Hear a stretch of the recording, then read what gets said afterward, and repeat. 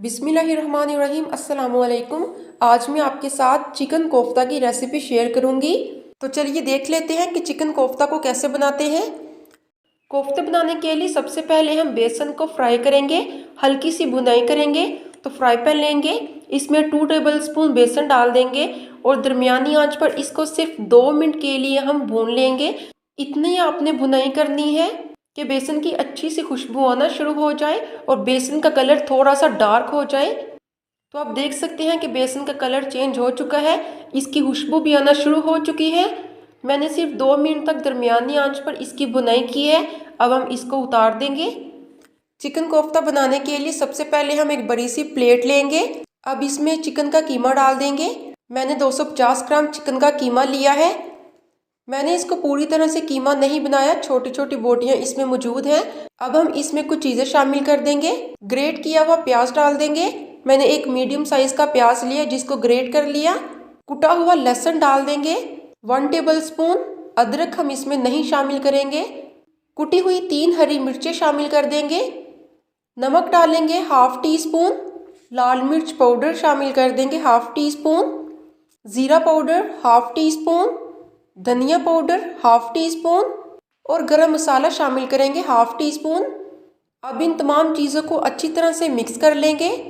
आपने इनको अच्छी तरह हाथ के साथ मिक्स करना है और इतनी ज़ोर से आपने इनको करना है जिस तरह से आप आटा गूंथती हैं।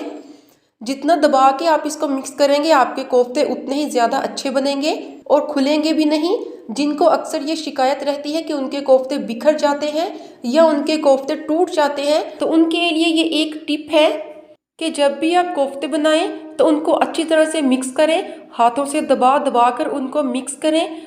ऐसा करने से कीमा चिपकने लग जाता है और फिर आपके जो कोफ्ते हैं वो टूटते नहीं। इसलिए आपने अच्छी तरह से इनको दबा दबा के करना है। तो आप देख सकते हैं कि मैंने अच्छी तरह से इनको मिक्स कर दिया है। सभी मसाले चिकन के कीमे में मिक्स हो चुके हैं। अब हम इसमें बेसन डाल देंगे जिसकी हमने पहले भुनाई की थी। मैंने 2 टेबलस्पून बेसन लिया है, 1 टेबलस्पून पहले डालूंगी और अगर फिर ज़रूरत हुई तो बाद में फिर थोड़ा सा और डाल लेंगे। अच्छी तरह से मिक्स कर लेंगे। मिक्स करते हुए अगर आपको ऐसा लगे कि कीमा अच्छी तरह से आपस में नहीं चिपक रहा या इनकी बाइंडिंग अच्छी नहीं हो रही, तो थोड़ा सा हम बेसन और शामिल कर देंगे ताकि इनकी बाइंडिंग अच्छे से हो जाए। मैंने 2 टेबलस्पून इसमें बेसन का इस्तेमाल किया है। अब हम सारे को अच्छी तरह से फिर से एक बार मिक्स कर लेंगे। सारे मसाले अच्छी तरह से मिक्स हो चुके हैं। अब हम इसके कोफ्ते बनाएंगे। इसके लिए हमें चाहिए होगा कुकिंग ऑयल और ये लाजमी है, इसको आपने लाजमी इस्तेमाल करना है। हाथों पे थोड़ा सा कुकिंग ऑयल लगाएंगे और पूरी हथेली पे इस तरह से मलेंगे। अब हमने जिस साइज़ में कोफ्ता बनाना है उस हिसाब से हम थोड़ा सा कीमा उठाएंगे और इस तरह से उंगलियों से दबा दबा कर हम इसका कोफ्ता बनाएंगे। कोफ्ता बनाते हुए आपने इस बात का ख्याल रखना है कि कीमे के अंदर एयर होती है जिसको निकालना लाजमी होता है। अगर आप इस एयर को नहीं निकालेंगे तो आपके कोफ्ते टूट जाएंगे। इसलिए आपने इस तरह से दोनों हाथों से उछाल के अच्छी तरह से इसको दबाना है। उसके बाद आपने इसका बॉल बनाना है और बॉल में कोई भी क्रैक नहीं होना चाहिए। अगर बॉल में क्रैक हुआ तो क्या होगा, जब आप उसको फ्राई करने के लिए ऑयल में डालेंगे तो वो खुल जाएगा। एक हमने कोफ्ता बना लिया है। अब इसी तरीके से हम सारे कोफ्ते बनाएंगे। तो आप देख सकते हैं कि सारे कोफ्ते मैंने अच्छी तरह से बना लिए हैं। अब हम इनको फ्राई करेंगे। एक फ्राई पैन लेंगे और इसमें कुकिंग ऑयल शामिल कर देंगे। अब जैसे ही हल्का सा कुकिंग ऑयल गर्म होगा तो इसमें हम सारे कोफ्ते डाल देंगे।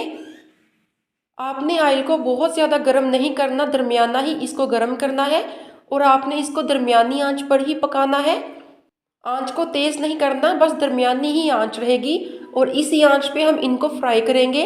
लाइट गोल्डन कलर होने तक हम इनको फ्राई करते रहेंगे और चम्मच के साथ हिलाते भी रहेंगे ताकि जल ना जाए। फ्राई पैन में आपने इतने ही कोफ्ते डालने हैं जितने के वो अच्छे तरीके से आ जाए। बहुत ज़्यादा आपने नहीं डालने वरना आपस में चिपक जाएंगे और फिर क्या होगा कि सारे कोफ्ते बिखर जाएंगे या फिर टूट जाएंगे। इसलिए आपने कोफ्ते खुले खुले करके डालने हैं। मैंने सारे कोफ्ते इसलिए डाले हैं कि मेरा फ्राई पैन बड़ा है और इसमें आसानी के साथ सभी कोफ्ते आ गए थे। तो अलट पलट कर हम इनको फ्राई कर लेंगे। तो आप देख सकते हैं कि सभी कोफ्ते मैंने अच्छी तरह से फ्राई कर लिए हैं। अब हम इनको एक एक करके निकाल देंगे और प्लेट में रखते जाएंगे। अब हम क्या करेंगे, इनको किसी भी एयर टाइट बैग में या फिर ऐसे टिफ़िन में डाल देंगे जिसके अंदर हवा ना जाती हो। तो उसमें हम इनको रख देंगे और इनको हम फ्रीज़ कर देंगे। आप चाहें तो इसको 6 महीने के लिए भी फ्रीज़ कर सकते हैं। और आपका जब भी दिल करे इन्हें बनाने को तो आप फ्रीज़र से निकालें और जल्दी से बस आप कोफ्ता ग्रेवी बना सकते हैं। वीडियो अच्छी लगी हो तो वीडियो को लाइक कर दें, चैनल को सब्सक्राइब कर दें। मिलते हैं अगली वीडियो में। अल्लाह हाफिज़।